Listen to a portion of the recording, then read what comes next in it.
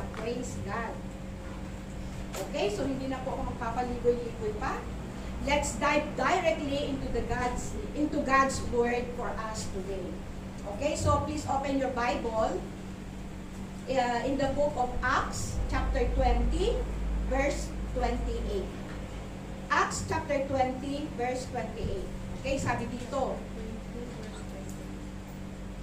be on guard for yourselves and for all the flock, among which the Holy Spirit has made you overseers, to shepherd the church of God, which He purchased with His own blood. Amen? Okay, sa magandang balita Biblia, sabi dito, ingatan ninyo ang inyong sarili at ang lahat na kabilang sa kawan, sapagkat inilagay sila ng Espiritu Santo sa inyong pag-iingat. Pangalagaan ninyo ang iglesia ng Diyos na kanyang tinubos sa pamamagitan ng kamatayan ng kanyang sariling anak. Amen. Thank you, Lord, for reading your word. Amen. Today. So, kung mapapansin ninyo sa mensahe o sa salita ng Diyos sa atin sa umaga ito, napakatindi po ng mensahe ito sa atin ng Panginoon. Okay? Ito po ay ang nagsasabi po nito ay si Apostol Pablo. Okay? So yung katabi mo, tinubos yan sa pamamagitan ng kamatayan ng ating Panginoon Jesus. Sa sarili niyang dugo. Yes. Amen. Ang pinangtubos dyan sa katabi mo. Amen. Amen. Hallelujah. So itong verse na binasa natin, ito yung time na nagpapaalam na po si Apostle Paul, okay, o si Apostol Pablo. Papunta na po siya sa Jerusalem, okay, sa utos ng Banal na Santong Espiritu. Ipinatawag niya yung mga elders o yung mga leaders ng church doon sa Ephesian church, okay, at upang magpaalam sa kanila. At itong verse na ito yung bilin niya sa mga elders in the Ephesian church. Okay, nagbilin siya. Okay, narinig naman ninyo kanina yung binasa natin, di ba? At ang kabilin-bilinan niya, ingatan ninyo ang inyong sarili. Amen. Mga leaders, taas na yung kamay ng mga leaders. Amen. Amen. Amen.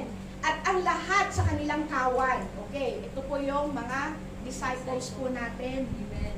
Okay, yung mga kasama natin dito sa gawain ng Panginoon. Bakit? Bakit binibilinan o kabilin-bilinan ni Pablo na mag-ingat kayo mga leaders at ingatan yung mga disciples? Okay? Sapagkat ito ang dahilan. Listen. Acts chapter 20, verse 29 to 31. Okay, sabi sa verse 29, alam kong pagkaalis ko'y magsisipasok ang mababangis na asong gubat, at walang patawad nilang lalapain ang kawan. Sa verse 30, mula na rin sa inyo ay may lilitaw na mga taong magsasalita ng kasinungalingan upang mahikayat na sumunod sa kanila ang mga alagad. At sa gayoy, mailigaw sila. Okay. Sa verse 31, sabi niya, kaya't mag-ingat kayo. Okay, mga leaders, babala po ni Apostle Paul, mag-ingat kayo. Okay? So, yan po yung mga leaders ng JCSDO Hong Kong Church na magbabantay sa inyo, yung nagtaas ng kamay kanina, mga leaders, hello, nasaan kayo? Okay, sila po yung mga leaders dito sa church na kung nasaan tayo. Okay? Siya po yung magbabantay sa inyo. Sila yung magbabantay sa iglesia. Mga magagaling, maaasahan, at mapagkakatiwalaan mga leaders. Amen! Amen! Palapakan natin yung mga leaders natin. Amen! Lalo na sa ating punong pastor. Amen? Hallelujah! Okay, kaya nakita ninyo sabi dito, may papasok daw na mababangis na asong gubat. Okay? Kaya nga, kung may papasok na leon o mababangis na asong gubat, nasa pintuan pa lang, okay, hanggang doon na lang sila. Amen. Hindi na sila makakapasok dito. Yes. Dahil ang mga leaders dito, hindi pabaya. Amen. Palaban ang mga, palaban sa mga masasamang gawa ang mga leaders natin dito. Amen. Amen. Pinangamalagaan nila ang bawat isa sa inyo. Amen. Amen. Hallelujah. Purihin ng Panginoon sa buhay ng mga leaders. Okay? Amen. At ang ang tinutukoy po dito, sa sinabi dito sa verse 29 ng mga asong gubat, hindi yung baka mamaya expectin ninyo, saan naman manggagaling ang asong gubat na papasok dito.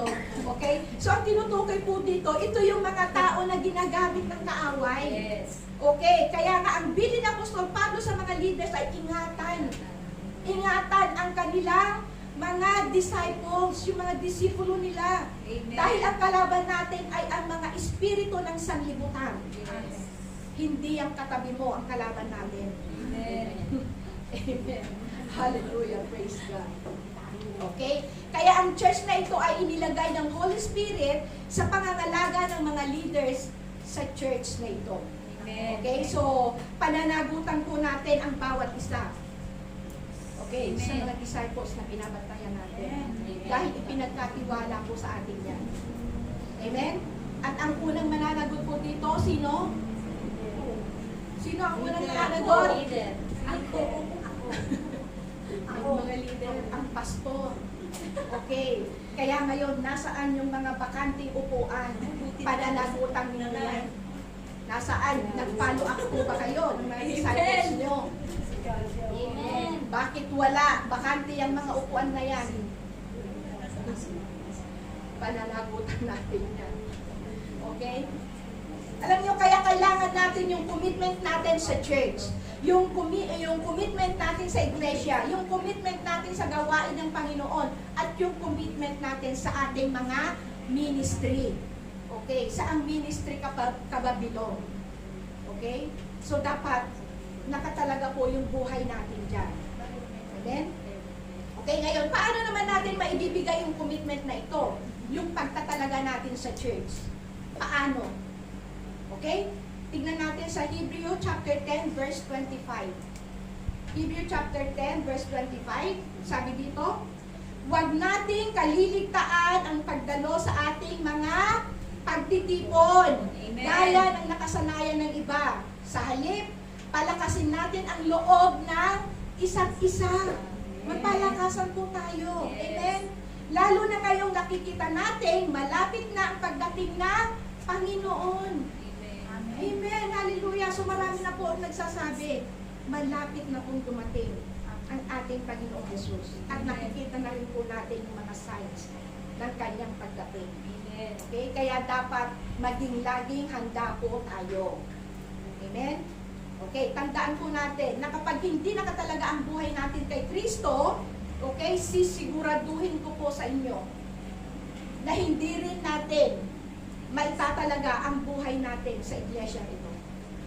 Kaya dapat italaga po muna natin, i-commit po muna natin yung buhay natin sa Panginoon. Amen. Amen. Amen?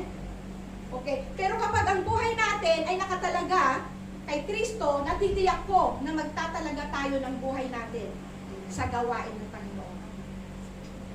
Okay, kaya nga sabi ko kanina kung hindi nakatalaga ang buhay natin sa Panginoon, hindi rin natin magagawa na i-commit din yung sarili natin, yung buhay natin sa gawain ng Panginoon. Amen. Okay? Alam niyo yung mga walang absent, commitment nila yung kay Lord. Yes. Amen. Sino dito yung walang absent? Amen. Amen. Praise God. Amen. At yung may absent naman, okay, gawin po natin commitment. Yes. Okay, sabihin natin na, Lord, I commit that starting today, hindi na ako mag-a-absent. Amen. Amen. Pero depende rin naman kung reasonable yung absent nyo, di ba? Minsan kasi pag pinalo up ng leader, ay hindi ko po off, pero mamaya makikita mo yung post niya sa FB, nagkala. Amen. Kaya sabi ko nga i-commit natin, italaga natin. Okay? Kaya nga sabi ko yung mga walang absent, commitment nila yan sa Panginoon. Amen? Amen. Hallelujah. If we are committed followers of Christ, magagawa natin ang lahat para sa gawain ng Panginoon. Tama? Amen. Kasi nakakumit nga tayo Amen? Hallelujah. Praise God. Alam niyo, ang buhay Kristiyano ay masayang tunay. Amen. Ngunit mahirap isa pamuhay. Amen. Okay? Kung hindi nakatalaga kay Kristo ang ating buhay. Amen. Amen. Hallelujah. Praise God. Amen. Okay, yung iba, some are claiming that they are Jesus followers. Okay? But they don't follow Jesus. Yes. Amen. Sabi, yung karamihan, tagasunod ako ni Kristo, pero hindi naman sinusunod yung mga sinasabi ni Kristo. Amen? Amen. Amen. Okay, sabihin na natin na, okay, pastor ako, nagpipreach na ako, nag-worship din na nga ako eh. Lahat ng training, inaatinan ko. Okay. Ministry head na ako. Ano pa? Lahat ng gawain sa prayer meeting, umaattend ako. Okay? Lahat ng instrument, kayang-kaya ko nang tugtugin. Wow, sana all.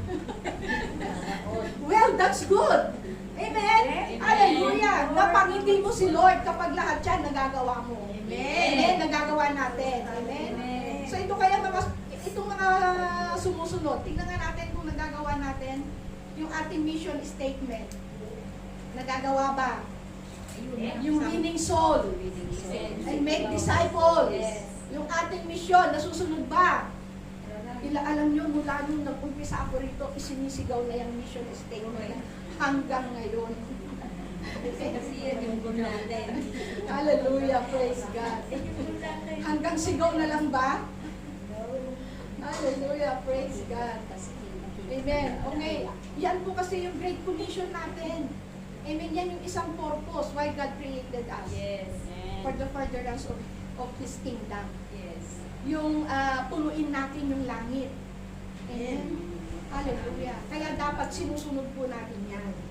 Amen. Yung pag-attend natin ng Sunday celebration, pag-attend natin sa gawain ng Panginoon, yung sinabi natin kanina sa Hebrews chapter 10 verse 25, yung sinabi dito na huwag kaligtaang dumalo sa pagtitipon. Yes. Amen. Sinusunod po ba? Amen. Amen. Pag sinusunod natin yan, alam nyo, nagpa-follow up din po tayo. Dapat kung nag-follow up tayo, alam nyo, walang bakanting upuan. Amen.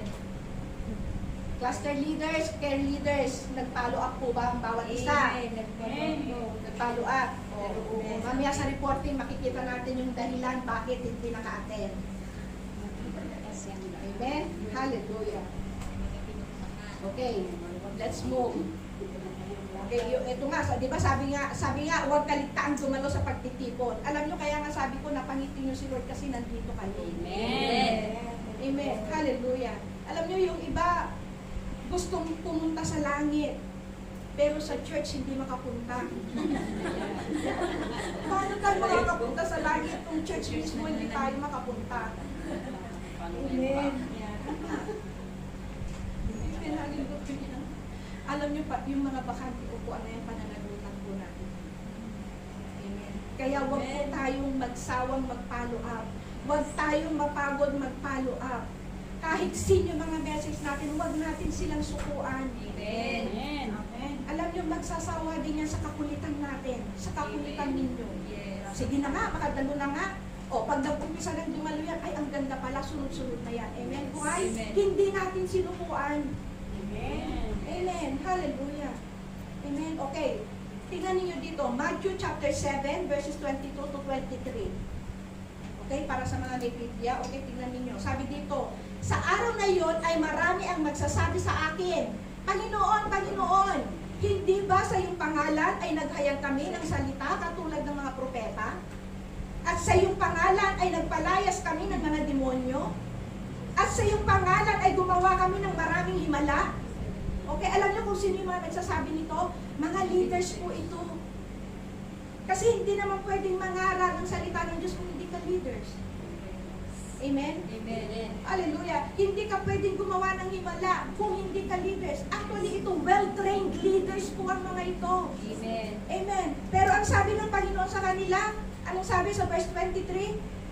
Hindi ko kayo kilala. Lumayo kayo sa akin kung kayong hindi kumikilala sa kautusan ng Diyos. Yung mga hindi kumikilala, yung mga hindi sumusunod sa utos sa atin, sa mga ipinaghagawa sa atin. Go and make disciples. Amen. Give your tithes and offerings. Amen. Attend church services. Amen. Amen. Praise God. Hallelujah. Biruin mo, sabihin ng Panginoon sa'yo, pag sinabi mo, Panginoon, Panginoon, sino ka? Hindi kita kilala. Where in fact, nagpipreach ka na. Nag-worship lead ka na, musician ka pa, ministry head ka pa, ikot mo lahat. Pero nung tumawag ka, Panginoon, Panginoon, sino ka? Hindi kita kilala. Why? Tignan natin, baka meron tayong hindi nasusunod Yes. na ipinagagawa sa atin ng Panginoon. Amen? Amen. Salamat sa Panginoon dahil hindi tayo ito. Yes. Palakpakan Amen. natin ang Panginoon. Amen. At siya ang seryoso. Hindi tayo ito. Amen. Amen. Dahil ginagawa po natin yung ipinagagawa sa atin ng Panginoon. Kaya nga sa susunod na Sunday o Saturday, kapag may nag-Saturday sa inyo, wala nang bakante upuan. Amen. Woo! Hallelujah. Yes, Praise Lord. God. Amen. I-layouts mo nga yung upuan na bakante. Okay, Ay, mag-plan ka ng no. word. Mag-plan ka ng word. Hallelujah. In the name of Jesus. Hallelujah. Alam niyo, kausapin niyo yung upuan na yan. Sabi mo sa susunod, huwag kang papayag na bakante ka, ha? Kaya ka maupuan, kasi ang gamit mo may umupo. Yes. Diba? Hallelujah. So, titignan natin ang resulta next Sunday. Amen. Amen. Hallelujah. Pero mapangyayari yan kapag pag kumilos tayo. Yes. Amen. Amen. Kasi meron din tayong part. Yes. Amen. Hallelujah. Praise God. Okay. So, paano ba maging committed followers ni Kristo? Okay, sabi nga dito sa Luke chapter 5, verses 27 to 28, sabi dito, okay, pagkatapos nito ay lumabas si Jesus at nakita niya si Levi, isang maniningil ng buwis, na nakaupo sa paningilan ng buwis. Okay, sinabi sa kanya ni Jesus, sumunod ka sa akin. Come, follow me. Tumayo nga si Levi, iniwan ang lahat at sumunod at naglingkod kay Jesus. Okay. So, anong ginawa ni Levi nung sinabi ng Panginoon na halika, sumunod ka, come and follow me. Sumunod ba si Levi? Actually, itong si Levi, siya po si Matthew. Siya si Mateo. Okay? Siya yung naging isang alagad din ng ating Panginoong Jesus. Okay, nung tinawag siya, sumunod ba siya? Amen. Amen. Sumunod siya. Hindi na siya nagdalawang isip, iniwan niya lahat. Kasi naniningil siya ng buwis. Tax collector po si Levi o si Matthew. Amen. Okay, nung tinawag siya ng Panginoon, siguro maging yung mga kaperahan na sinisingil niya, iniwan niya. Hindi niya sinabi, teka lang Lord, kukunin ko muna ito, dadalhin ko. Hindi. When the Lord called Levi o si Matthew, sumunod po siya agad. Hindi na siya Amen. nagdalawang isip. Amen. At naglingkod siya. So, commitment po yun. Amen. Amen. Hallelujah. Praise God. So, kanina nga sa prayer meeting natin na naabutan ko ang topic calling. Okay? God called you. Amen. Mga leaders, kayo mga narito ngayon, God called you. Amen. Amen. Praise God. Hallelujah. So, hindi po natin magagawa yan kapag wala tayong pagtatalaga ng buhay natin sa ating Panginoon. Amen. Hindi tayo makakasunod. Amen. Amen. Kasi pag sinabing pagtatalaga, commitment po yan 100%. Amen. Dapat 100%. Wala tayong iiwan. Amen. Amen. Hallelujah. Praise God. Tayo kaya nating iwan lahat? O tahimik na kayo. Amen kayo ng amen. Nung sinabi ko kayang iwan ng lahat, wala nang nag-amen. Nag-try. Siguro sabi nung pagpipray ko pa po. Lord, pagpipray ko pa kung dapat ko bang iwan ito. Sino ba yung hindi mo maiwan? At ano ba yung hindi mo maiwan? O, wala na naman. Hello! Asan yung commitment ninyo, mga leaders? Hallelujah! Praise God! Kaya nga sabi ko hindi natin magagawa ang lahat ng ipinagagawa ng Panginoon kung hindi tayo committed sa Kanya. Committed po, hindi committed. Committed. Amen. Hallelujah. Praise God. Alam nyo, if we become committed followers of Christ, lahat iiwan natin. Amen. Pamilya, trabaho, ano pa, lahat ng mahalaga sa'yo, iiwan mo yan. Hindi ko sinabing mag-break contract kayo, ha? Sabi kasi ni Pastor kanina, iiwan daw ang trabaho. Magwalay sa asawa. Tayo lahat sa church. Hallelujah, praise God. Pamilya, okay? Lord, iniwan ko na nga, andito ako sa Hong Kong, andun sila sa Pilipinas. Amen. Ang ibig po sabihin niyan, wala tayong ititira. Lahat iiwan natin. Amen. Kasali po dyan, kaya sabi ko kasama ang pamilya, ang trabaho, lahat ng mga halagang bagay Amen. para makasunod tayo sa Panginoon. Yes. Yes. Amen. Amen.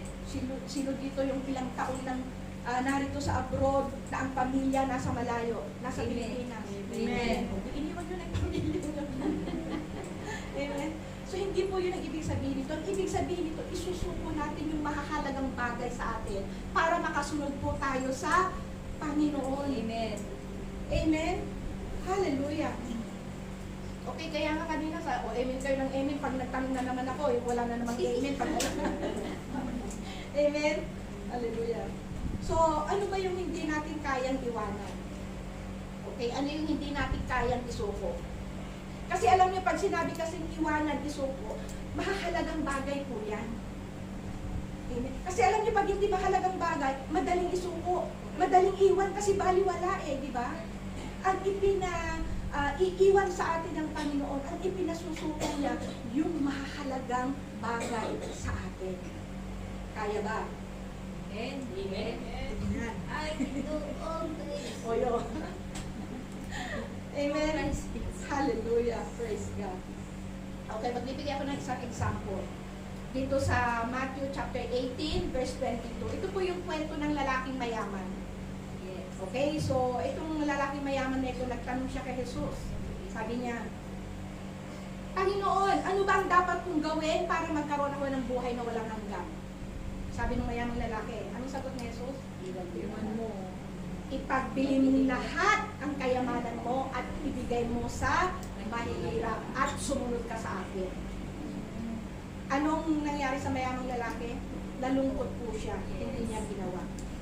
Okay, so hindi niya maiwan yung kayamanan. Okay, tayo ba? Halimbawa, ikaw yung pinakamayaman na at sinabi ni Lord, ipagbili mo lahat yan, lahat ng mga bahay mo, lahat ng sasakyan mo, lahat ng ipon mo sa bangko, at maglingkod ka sa JCSTO. Hallelujah. Praise God. Kaya ba? Kakayanin. Kakayanin. Hallelujah, praise God. Tingnan nyo, biblical po yan. Yes. Ito, may isang lalaking mayaman, hindi niya naisuko. Mas pinahalagahan pa niya yung kayamanan niya kaysa sa buhay na walang hanggan. Amen. Amen. Amen. Hallelujah, praise God. Alam nyo, to be a Christ-committed followers, we have to leave everything that hinders us in our commitment to God.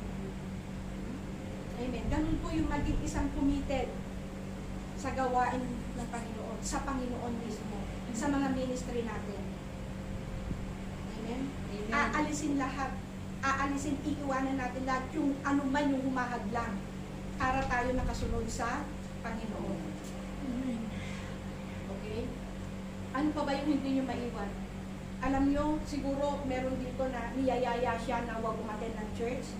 Pero anong sabi niya? Hindi kasi kung naikumit ko na kay Lord kasi na ang Sunday para sa Kanya. Kaya Amen. sorry na lang, Bessie Next time na lang, pag hindi Sunday, iyo ako. Di ba? Bakit ka narito ngayon? Kasi commitment mo yan na narito ka doon sa Amen. Amen. Hallelujah. Praise God. Kaya nga sabi ko mahirap sumunod. Mahirap maglingkod kapag hindi 100% na committed tayo sa Panginoon. Amen. Amen? Hallelujah. Okay, sabi na naman dito sa Pilipos o Philippians chapter 1 verses 20 to 21. Sabi dito sa verse 20, ang ating pinakananais at inaasahan ay huwag akong magkulang sa aking tungkulin. Okay, ang nagsasalita na naman po dito is si Apostol Pablo po. Kundi magkaroon ako ng lakas ng loob sa lahat ng panahon upang sa mabuhay o sa mamatay, mabigyan ko ng karangalan si Kristo. Okay, verse 21. Sapagkat para sa akin, si Kristo ang buhay at dahil dito ay pakinabang ang kamatayan. Amen. Yes. Sabi Sabi niya, for me to live is Christ and to die is gain. Amen. Kaya sabi niya, Apostol Pablo, di bali na kung mamatay sa mamatay. Mahirapan sa kung mahirapan. Basta para kay Kristo. Amen. Meron bang ganung leaders dito? Amen. Amen. Dami na lang sa kayamanan eh. Hallelujah. Praise God. Amen. Amen. So yan po yung sabi ng Apostol Pablo. Mamatay sa mamatay, mahirapan o sa mahirapan, basta para kay Kristo. Amen. Alam niyo po, kilala niyo ba si Apostol Pablo? Yes. Amen. Yes. Ang dami po niyang pinagdaanan. Yes. Amen. Yung pinagdaanan niyang yun, hindi siya sumuko. Hindi niya, kumbaga hindi siya nag-give up. Okay, ano yung mga pinagdaanan niya? Ilang ulit siyang nabilanggo. Yes. Amen? Hinagupit siya ng maraming beses. Madalas na nabibingit sa kamatayan. Okay, yan po si Apostol Pablo. Ilang beses siyang na-shipwreck, nawasak yung barkong sinasakyan. Ilang beses yun? Amen? 3 beses. Okay? At naranasan din niya ng ilang araw na palutang-lutang sa dagat. Ang dami niyang pinagdaanan. Okay, lahat, pati hagupit na 39 stases, naranasan niya yon. Sumuko ba siya? Hindi. Nagpatuloy siya. Lalo siyang nagpatuloy sa paglilingkod kay Kristo. Amen. Doon ba dito ba sa pinagdaanan ni Apostol Pablo, na may naranasan na ba tayo dyan na kahit isa lang? Nahagupit ka na ba? Hindi. Na-shipwreck ka na ba? Hindi. Nagpalutang-lutang ka na ba sa dagat? Hallelujah.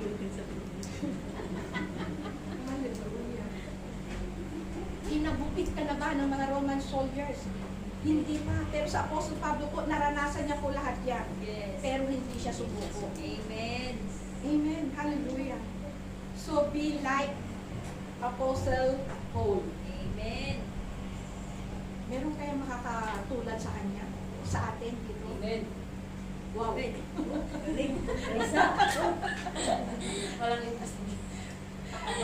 Alam niyo sino dito nung bata pa nakaranas ng palo ng nanay? Amen. Amen. Hindi naman siguro umaabot ng 39. Oo. Di ba? Minsan isa, dalawa, 3 paro, ang sakit na, iyak na tayo ng iyak. How much more sa sinapit ni Pablo, 39. Masakit po yung mga, lahat po ng dinanas ni Pablo. Pero hindi niya sinukuan ang paglilingkod sa Panginoon. Yes. Hindi Amen. siya nag-give up. Amen. Amen? Alam niyo po, being committed to Christ, it involves our lives. Yes. Amen? Handa natin ibuwis ang ating buhay. Sino dito gusto ibuwis ang buhay niya? Okay, tayo yun yung sinasabi niyo. Wala ka naman. Amen kayo ng amen pag okay eh. Pag hindi okay. Amen. Sige. Wala ka na Lord. Diba? Amen. Hallelujah. Praise God. Sige Lord. Wala ka na Lord sa akin. Hallelujah. Okay, dito na naman sa chapter 14, verse 27 ng the book of Luke. Sabi dito, tingnan natin.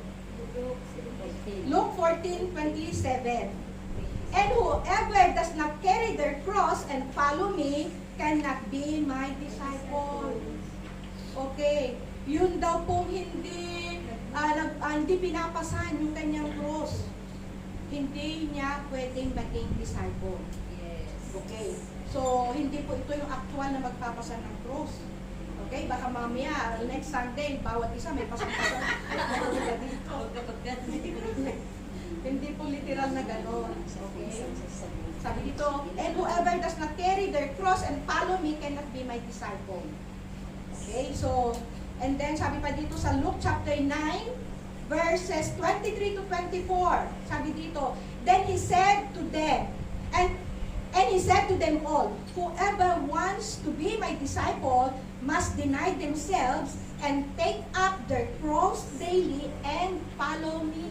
Amen. Araw-araw daw po, we have to take up our cross and follow Jesus. Araw-araw. And sa verse 24, sabi niya, for whoever wants to save their life will lose it. But whoever loses their life for me will save it. Yes. Amen. Amen. Hallelujah. So, ano bang ibig sabihin dito yung sinabi diyan na carrying our own crosses? Yung dalhin natin yung sarili nating mga cross. Ang ibig pong sabihin niyan, carry our own cross means we are sentenced to die. Die saan? Die spiritually. Yung mga hindi ka nais-nais sa atin, hindi po ito die physically, kundi yung mga bagay na hindi ka nais-nais sa atin, dapat yun yung mamatay. Amen. Amen. Amen. Hallelujah. Para makasunod tayo sa Panginoon. Yes. Kasi di ba, why did Jesus carry His cross? Di ba nung pinasa niya yung cross, ano yung purpose nun? Doon siya ipapako, doon siya mamamatay. So carrying our own crosses, meaning to say, we have to share the sacrifices of Jesus. Kung ano po yung mga sakripisyo niya, dapat kasama po tayo doon. Amen. Amen. Hallelujah. Praise God. Yung mga pinagdadaanan natin, yung mga problema natin, okay? Yung mga problema, pansamantala lang yan. Isa po yan. Kasi hindi naman sinabi na kapag nakilala na natin ang Panginoon, if we are already a born-again Christian, followers of Jesus, okay, believers of Christ, hindi na tayo daranas ng problema. Hindi eh. Mas lalo pa nga eh. Diba? Sino dito yung nakapagsabi na kung kailan pa ako naging Kristiyano tsaka pa dumami ang problema ko? Amen. Oh, kasi pagsubok po yun. Ang ibig sabihin ng pagsubok, susubukin ka lang. Hindi naman sinabi dyan na lifetime. Amen? Pagsubok lang po yan. At habang sa mga pagsubok na napagtatagumpayan natin, doon po tayo lumalakas, tumatatag, lumalalim yung pananampalataya, pagtitiwala at pagkakilala natin sa Panginoon. Amen? Hallelujah. A true disciple of Jesus is dead to himself but alive in Christ. Amen? Dead to ourselves. Yung mga hindi ka nais-nais sa atin, patay na po yun. Amen. Amen. Nabuhay na po tayo spiritually sa pamamagitan ng ginawa ng ating Panginoong Hesus sa krus ng Kalbaryo. Amen. Amen. Amen. Praise God. Hallelujah. Kaya alam nyo, mga leaders, at sa inyong lahat, lalo na sa mga leaders, very challenging ang ministry at paglilingkod sa Panginoon. Yes. Tama? Amen. Okay. Kaya alam nyo, marami sa mga leaders, okay, nadi-discourage. Okay, marami ang sumusuko. Marami ang nagbabackslide. Kaya nakakalungkot isipin na leaders na. Minsan naglilingkod na. Nasa ministry na. Bigla pang nawawala. Amen? Why? Kasi bumigay. Sumuko. Na-pressure sa mga pagsubok. Hello, mga leaders. Amen. Pero nakita ko yung mga leaders dito, walang sumuko. Nagpatuloy at Amen. nagpapatuloy. Amen. Amen. Kahit gaanong tindi ng pinagdadaanan. Yes. Amen. Kahit pinagtakluban na ng langit at pinagsakluban na ng langit at lupa, halos hindi na makagulapay, nagpapatuloy pa rin. Amen. Amen. Hindi sumusuko. Yes. Ibig sabihin nun, you are committed. You commit your life to Christ. Amen. You commit your life to your ministry. You commit your life sa gawain ng Panginoon. Kasi kung hindi ka committed, hindi ka nakakommit, isang problema lang, wala ka na rito. Tama. Hindi ka na makikita rito. Promise. Yes. Amen? So makikita natin kung gaano katindi yung mga leaders dito sa JCSP o Hong Kong family. Amen. Amen? Yes. Palapakan natin ang Panginoon. Dahil hindi ka tayo pinapabayaan. Amen. Hallelujah. Kaya nga when we decided to follow Jesus, kakambal na po natin ang mga pagsubok. Amen? Mga pagsubok, yan, mga persecution, offenses, discouragement, lahat ng yan mararanasan natin. Sino dito naranasan ma-discourage? Amen. Sino dito naranasan ma-offend? Amen. Sino dito naranasan ma-discriminate? Amen. O, kita nyo? Pero andito pa rin kayo. Yes. Yes. Amen. You are fully committed. Amen. To Christ. Amen. Kaya nga sabi ko, isa lang dyan. Kapag naranasan mo yan, at wala ka na rito, hindi ka na nakita rito, you are not a disciple of Jesus. Sinabi niya yan. Amen? Okay, salamat na lang at naging disipulo ka ng Panginoon. Sabi mo sa katabi mo, i-encourage mo. Baka hindi mo alam. Baka may balak na yan, susunod na Sunday, wala na siya rito. Kaya i-encourage mo. I-encourage mo. Hoy, huwag kang nawawala ha. Sama-sama tayo. Hindi natin alam nakikinigan, pero may balak na pala siya. Okay, sa susunod na Sunday. Ito yung mensahe ng Panginoon. Diba? Kaya tapikin mo. Gisingin mo. Amen. Hallelujah. Praise God. Amen. Amen. Hallelujah. So mabuti na lang walang leaders na sumuko. Amen. Hallelujah. Yung nga sabi ko, yung mga leaders na sumuko at nawala dito, leaders na yung mga yon, hindi nila nakayanan.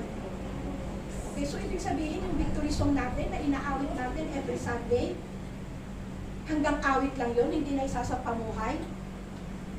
Ano mang pagsubok, kakayanin mo. Pagkat ikaw, Jesus, ang sandigan ko. O, ano pa yung susunod doon? Kailan may di susuko. Yes. Lakas ko man ay maglaho. Ay, kaso na-offend lang, wala na. Ilang buwan, ilang taon niyang kinanta yung awit na yun. Di ba? Alam niyo, pag kinakanta natin yun, nai-encourage kaya ako. Yes. Alam niyo, hindi lang kayo, maski ako dumating na rin ako sa punto na gusto ko na rin sumuko. Kung sumuko ako, wala ako rito ngayon. Amen. Kasi alam niyo, kapag alam natin ang salita ng Diyos, kapag alam natin ang mga pangako ng Diyos, kapag alam natin yung sinabi ng Panginoon na hindi niya tayo iiwan, hindi niya tayo pababayaan, hindi tayo susuko, Amen. hindi tayo mag-give up, Amen. kakayanin natin lahat. Amen. Amen! Amen. Hallelujah! Hallelujah. Amen! Kaya nga nakikita ko yung mga leaders dito, ang tatatag nila. Amen. Grabe! Grabe, kahit anong ipagawa sa kanila ng mga pastor, sige lang. Pag sinabing, oh, ganito ang oras ng PILM, yes, pastor. Ganito, oh, ikaw, ganito ang gawin, yes po. O yung report nyo, yes po. On time lagi ang reporting. Amen. Palakpakan yung sarili nyo, mga leader. Hindi na mo mag-report. Hallelujah, praise God. Amen. Amen, hallelujah. Kaya nga sabi ko, if we are committed followers of Christ, dapat fully surrendered tayo sa Panginoon. Amen. Amen? Kasi alam nyo, calling natin yun eh. Alam nyo yung mga hindi sumusuko, sa dinami-dami ng pinagdaanan na niyang pagsubok at hindi sumuko, may calling yun. Amen. Kasi kung wala kang calling, wala, sabi ko nga, isang ihip lang ng hangin, wala ka na. Kaya yung mga nagpapatuloy, yung mga hindi nag-give up, okay, kahit gaano nakatindi ang pinagdadaanan, may calling ka, kapatid. Amen. Amen. You are called for God's purpose. Amen. Amen. Praise God. Hallelujah. Kasi alam nyo, ang calling may conviction. Yes. At lahat ng conviction, ang result niyan, may change. Yes. May pagbabago. Amen. Alam niyo, kung nung hindi pa kayo tinawag ng Panginoon, alam niyo, iba kayo eh. Pero nung tinawag na kayo, okay, na-convict na kayo na gawin niyo lahat yung ipinagagawa ng Panginoon sa inyo. Dahil wala kayong sinusukuan. Yes, Lord lang kayo ng yes, Lord. Yes lang kayo ng yes sa mga leaders niyo, sa mga pastors niyo. Yun po yung nabago. Hindi naman ako ganito noon. Noon nga, utos ng nanay ko, hindi ko sinusunod eh. Ito pa kayang pastor ko na hindi ko kilala, sinusunod ko. Ibig sabihin nun, may nababago. Yes. Amen? If there is calling, there is conviction. At pag may conviction, may changes. Yes. May nababago sa atin. Amen. Amen? Hallelujah. At nakikita yung pagbabago na yon. Amen? God will put conviction in our heart to surrender that thing, yung mga bagay na hindi natin maiwan, God will put the conviction in our heart na iiwan natin yung mga bagay na yun. Yung makahalagang bagay na yun. Amen. Para lalo tayong makasunod sa Panginoon. Yes. Amen? Amen. Amen. niyo mabitawan. Mga makakalagang bagay, ano man yan. Kaya nga sabi ko pag hindi mahalaga yan, madaling iwan. Okay, sige na, iiwan ko na yan. Hindi na ako magsha-shopping, hindi na ako magmamoli, doon na lang ako sa madaling iwan nun Correct. Diba? Pero pag mahalagang bagay na, okay, yung makakalagang bagay, yun po ang ipinag-iwan sa atin ng Panginoon. Amen? Kaya kung ano man yan, bitawan na ninyo, iwan na ninyo para makasunod tayo sa Panginoon. Amen. Malapit na po siyang dumating. Amen. Gusto niyo po ba ma-left behind? No. Walang may gusto ng ma-left behind. Alam niyo yung mga left behind, sa panahon na yan, wala na pong Biblia. Wala na kayong mababasang salita ng Diyos at wala na rin Holy Spirit. Kaya huwag nating naisip na ma-left behind tayo. Alam niyo, hindi po aksidente ang mga ipinapangaral ng mga nagtuturo dito ng mga salita ng Diyos. Paalala po sa atin lahat yun. Kagaya ng mga paalala ni Apostol Pablo sa atin sa mensahe niya sa araw na ito. Amen? Ano yung mga paalala niya? Okay, meron tayong dapat iwan. Okay? We have to commit our lives na maging ang buhay natin. Dapat isuko natin. Amen? Dapat ibuwis natin. Ito yung buwis buhay. Magbubuwis buhay tayo. Ano pa? We have to carry our own cross. Amen? Are you willing? Amen. The choice is yours. Okay? Hindi po kayo pinipilit. The choice is yours. Amen? Okay, ulitin ko ulit. Matthew chapter 7, verse 21. Not everyone who says to me, Lord, Lord, will enter the kingdom of heaven, but only the one who does the will of my Father who is in heaven. Okay. Ang sumusunod lang po sa kalooban ng Ama ang makakapasok sa kaharian niya. Amen? So, anong gusto natin? Susunod tayo o hindi? Amen. Sunod. Parang dalawa lang. Susunod. Susunod o hindi? Susunod. Amen. Okay, tandaan po natin ang pagsisisi laging nasa bandang huli. Yes. Amen. Tsaka lang tayo, sana sumunod na ako noon. Hindi kasi ako nakinig Kung nakinig lang sana ako, sana nandun na rin ako sa rapture. Makikita mo, nagliliparan na kami o papataas na kami. Ikaw, andun ka. Kasi hindi ka sumunod. Correct. Diba? Sana sumunod na lang ako. Ilang beses ipinangaral yun. Paulit-ulit. Pero hindi ko pinakinggan. Wala pa namang walang second bus ang rapture. Diba? Kaya sabi ko, ang pagsisisi, laging nasa bandang huli. Amen. Okay, so dalawa lang po ang pagpipilian natin. Laging dalawa. Kay Lord o kay Satan. heaven or tama o Mali. light or dark. Dalawa lang lagi. Kaya ang pagpipilian natin dito, heaven or hell. Yes. Alam nyo, pag saan tayo napunta sa dalawa na yan, wala nang lipatan. Destinasyon muna na yun. Destinasyon na natin yun. Amen. Kaya ngayon pa lang naisin na natin na i-commit ang buhay natin sa Panginoon. I-commit ang buhay natin sa gawain niya, sa ministry na ipinagkatiwala sa atin. Amen. Amen. Kasi pag dumating yung time na dalawa lang ang pupuntahan natin, kung saan tayo napunta doon, kung sa heaven, walang lipatan, doon ka na forever.